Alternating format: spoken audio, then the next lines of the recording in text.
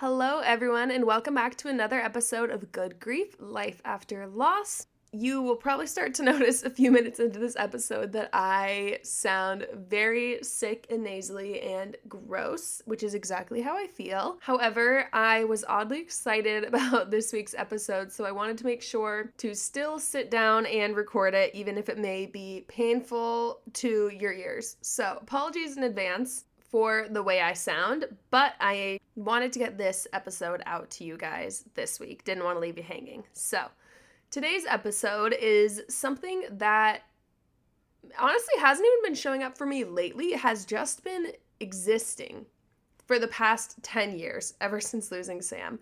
And it is not sadness or grief or I don't know. What it is fear. That constant, quiet fear that the people I love could disappear at any given moment. And although it is completely irrational, every time someone I care about walks out the door, there's this small part of me that truly wonders if I will ever see them again. When my mom or my dad doesn't text me back for a few hours or answer when I call, or Harrison doesn't respond right away, or it's late at night, I don't know. My mind instantly goes to that place of something is wrong, someone is dead. And it's like this reflex I cannot control. My body just jumps to panic before my brain can even catch up and apply logic to the situation. And I think for a long time, I just thought it was anxiety, but lately I've started to realize it's not just that. I think there is anxiety, but it's not just anxiety. It is also grief, because it's what happens when you have already lived through the worst moment of your life, that moment where your worst possible fear came true. For me, when Sam died, I think it was so sudden, and of course we were with him in Australia for almost a month, so that part itself was not sudden. But one day he was with us, the next day he was leaving with his ski team on the trip of a lifetime, and then we were getting a call late at night that he was in an accident. And there was no warning, no slow buildup, just a before and an after. And it kind of showed me that, like, you could be doing something you have done a million times. And sure, skiing is not necessarily the safest thing, but it is something Sam was a pro at, something he had done millions and millions of times. And I think after something like that happens, you realize that you can lose someone at any time to anything, from skiing or walking or driving or simply existing. Like, people can die at any moment. And when something like that happens, your brain just kind of rewires itself. It stops believing in safety. It stops believing in well, that won't happen to me, or that only happens to people in movies. I think that piece of grief no one really talks about is this fear that after someone dies suddenly, you start living your life every single day like the next disaster is always one phone call away.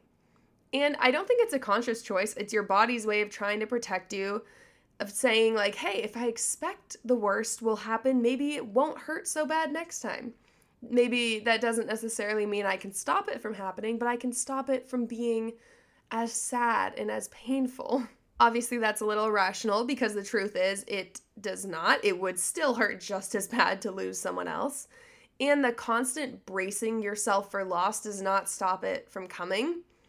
It just makes it harder to live, because you're just living in fear constantly. And honestly, I feel that way so frequently. Like, I'm just waiting for the shoe to drop, for the next disaster to hit, for the next person I love to die. And that is both, like, stressful and terrifying, and also so unnecessary and so frustrating, because it's so important to live in the present and not just be waiting for the next future disaster to hit. Yet, here I am. For me, this feeling shows up in a lot of little ways, but almost every day, honestly.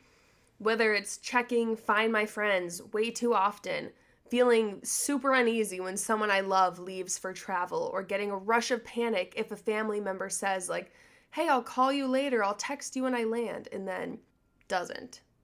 My mind instantly goes to the worst place. Even when nothing is wrong, my brain starts building stories and scenarios. Like, what if something happened? What if they got into an accident? What if this is another moment that divides my life into before and after? And then there are the moments when I embrace my creativity and find a way to imagine the worst case scenario myself. And it feels so dramatic to say this out loud, but this is exactly how it happens.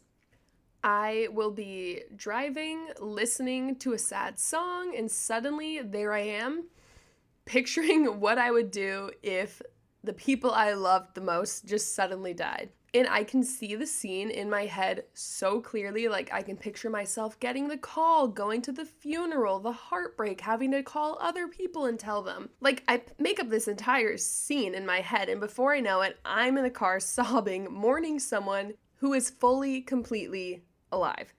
And it's such a strange thing to grieve someone who is still here. Like, I definitely do wonder a lot, like, does everyone catastrophize like this? Has everyone laid awake in bed worrying that someone they love might die suddenly? Or is that just how my brain works personally? Because honestly, before Sam even died, I remember I would like lay awake in bed as a kid, staring up at the smoke alarm, convinced our house was going to burn down. So maybe I have always had this anxious streak, but I do think losing Sam has definitely magnified it, and it's made every small fear suddenly feel very possible. Like, every irrational fear all of a sudden is feeling like it could happen at any moment. And I have realized this is not just me. I've seen it in other people who have lost someone too. For some, it looks like the fear of ever loving again, because the pain of that first loss was so brutal that the thought of opening up their hearts again to potential heartbreak feels unsafe and disastrous. For others, it's this hyper awareness, like needing to know everyone and everything is okay all the time. One example I've seen a little that for me like really stands out as a clear product of grief and of loss is something my dad does. He never used to be like this much of a worrying parent, but now, since Sam has died, every single time if my dad hears ambulance sirens near our neighborhood or anywhere in the town when I'm home in Park City, he will immediately text me or call me and say like, heard sirens, making sure you're okay, every single time. And it's sweet, but it's also something that I don't necessarily think he was doing or would have done had we not lost Sam. But that is what loss does. It rewires your brain, and it rewires how we experience the world, how we view every situation, and it turns background noise into possible danger. And like, every little thing suddenly becomes potentially big and scary and terrifying. But if I zoom out and look at this from a psychology trauma perspective, it does actually make sense, because trauma trains your body to stay on high alert, scanning for danger, waiting for the next blow. It's called hypervigilance, and it is truly a survival mechanism. But when grief is the trauma, the danger isn't out there somewhere in the wild and the unknown. It's love itself, because love is what you lost, and you just can't forget that pain of losing someone you love. So the brain starts to link the two, saying, if I love deeply, I might lose deeply. And it's such a heartbreaking connection to live with, because I think that's something that anyone who's experienced loss or grief of any sort has felt. Like, I lost something I loved so much. I'm scared to ever love this deeply again, and to lose something like this and to feel this pain so deeply. And for me, it can make love feel both grounding and exciting, and also terrifying. Like, I want to hold the people in my life so close to me, but sometimes I also want to pull away, because it feels safer to not need anyone that much, because then maybe if they die, if something happens to them, if they go away, it won't hurt so bad if I didn't love them as deeply as I loved Sam. Honestly, I think that's probably been one of the hardest parts about grieving as a young person, is learning how to keep loving people even when it feels unsafe. I catch myself needing reassurances all the time. I replay goodbyes in my head. I check my phone for no reason. I literally am convinced constantly that the people I love are going to die. But I've also learned to just be honest about it. I've started saying things like, hey, I'm not mad you didn't text. I just got scared. Like, honestly, I have had to kind of make that differentiation with Harrison of like, hey, I'm not trying to be like a crazy overprotective girlfriend who needs to know where you are all the time.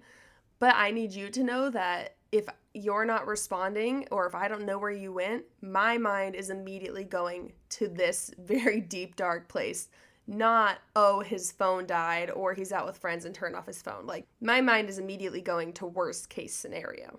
And honestly, like, being transparent about that and explaining my thought process, as crazy as it sounds, that small bit of honesty has changed everything because it turns that fear into connection instead of isolation. And truthfully, I do think grief can make you feel so crazy for caring and fearing so much. But the truth is, you are not crazy.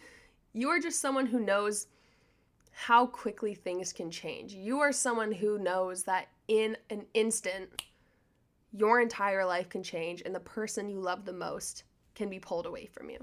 I wish I could be here saying that fear completely goes away, but it does not, at least not for me, which is why I'm even here talking to you about this because it's so top of mind always. But I would like to think I have learned how to soften it a little. Because now when I start to feel that panic rise, I take a moment to just sit and remind myself, like, this is my grief talking. This is my brain and my heart trying to keep me safe, but this is not a reality. I am okay right now. My mom is okay. My dad is okay. Harrison is okay. My friends are okay. I have to remind myself of these things. And it sounds small, but it really does help me separate the past event of losing Sam from the present reality, which is that the people I love are safe right now. And it does help me remember that even though bad things have happened in the past, good things can happen too. I don't need to be waiting for the other shoe to drop. I don't need to expect the worst case scenario all the time. Honestly, I actually am going to take this quote from my interview with Emma a few weeks ago and say, expect a miracle. Because I think when you're always waiting for the worst possible things to happen, the worst things will find you. But if you're expecting a miracle, if you're expecting the best things to happen, I think the good things will find you too. So I'm going to use that quote from Emma. And I have to remind myself that most of the time, the people I love are simply living. They are doing well. They are not dying. And that is good. And I have to remind myself of that.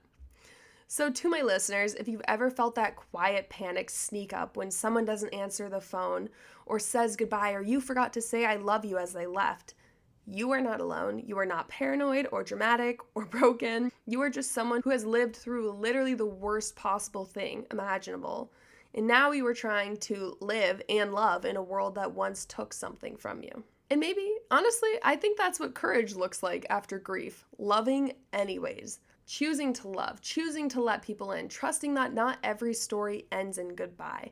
That, I think, takes courage after experiencing loss. And, of course, I'm still working on it every day. But also, I think that is the point, that we keep choosing love even when it scares us and terrifies us. Because, honestly, I do think at times, like, I love so deeply that I am so scared of what will happen when I lose these people. But I have to remind myself that that is not the reality right now, and I don't need to be bracing myself for the worst case scenario every day. There's nothing healthy about that. So to my listeners, thank you for listening today. Thank you for showing up for your own grief in whatever shape it takes. If this episode resonated with you, please leave a comment, leave a 5-star review, and send this episode to someone who you think could benefit from listening to it. Thank you so much, and I will see you again next Thursday. Bye, guys.